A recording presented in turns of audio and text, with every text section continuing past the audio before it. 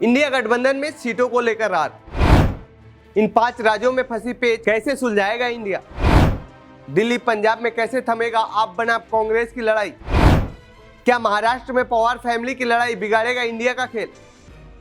Indian national development inclusive यानी विपक्ष का इंडिया गठबंधन। इस गठबंधन के ऐलान के बाद से ही देश में राजनीति हलचल तेज हो गई थी। इसकी अब तक 3 बैठकें हो चुकी हैं। पहली बैठक पटना में हुई थी, दूसरी बैठक बेंगलुरु में हुई थी और तीसरी बैठक मुंबई में हुई थी, जिसमें कोऑर्डिनेशन कमेटी बनाई गई थी। इसमें 13 पार्टी के नेताओं को जगह दी गई थी। इस गठबंधन की चौथी बैठक शरद पवार के घर पर दिल्ली में है। इस बैठक में सीट शेयरिंग को लेकर फैसला होना है। तो आइए जानते हैं इस रिपोर्ट में इन राज्यों की चुनौती को कैसे सुलझाएगा इंडिया गठबंधन या फिर टूट जाएगा ये गठबंधन। बंगाल की सत्ता पर काबिज टीएमसी यानी ममता बनर्जी को सीट शेयरिंग पर मनाना गठबंधन के लिए बड़ा टास्क है, क्योंकि बंगाल के 42 लोकसभा सीटों पर टीएमसी मजबूत स्थिति में है और इसने लोकसभा चुनाव 2019 में बीजेपी को कड़ी टक्कर देते हुए 21 सीटों पर जीत दर्ज की थी, जबकि सिर्फ 2 सीटों पर कांग्रेस सिमट गई थी। इसके अलावा कांग्रेस नेता अधीर रंजन चौधरी लगातार ममता बनर्जी पर हमलावर है।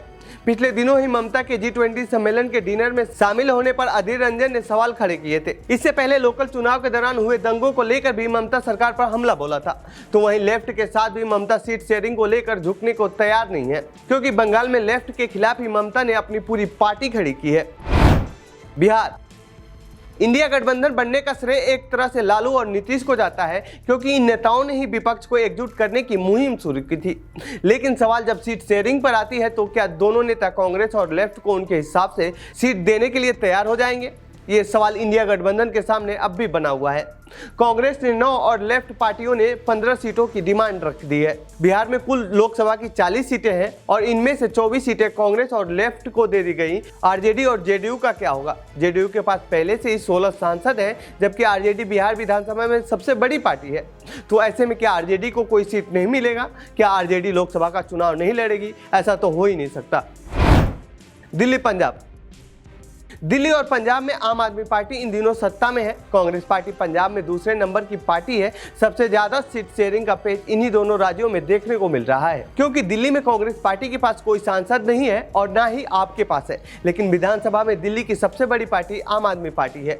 जबकि दोनों पार्टियां दिल्ली के सभी लोकसभा सीटों पर चुनाव लड़ने का दावा कर रही है, तो वही पंजाब कांग्रेस के नेता आम आदमी पार्टी से गठबंधन के खिलाफ है। आपके पंजाब सीएम भगवंत मान ने भी कहा है कि हम अकेले लड़ना और जीतना जानते हैं। एक तरफ दोनों दल इंडिया गठबंधन के मंच पर साथ आए थे, तो वहीं दूसरी तरफ दोनों दलों के नेताओं के बीच तलवारें खींची हुई हैं।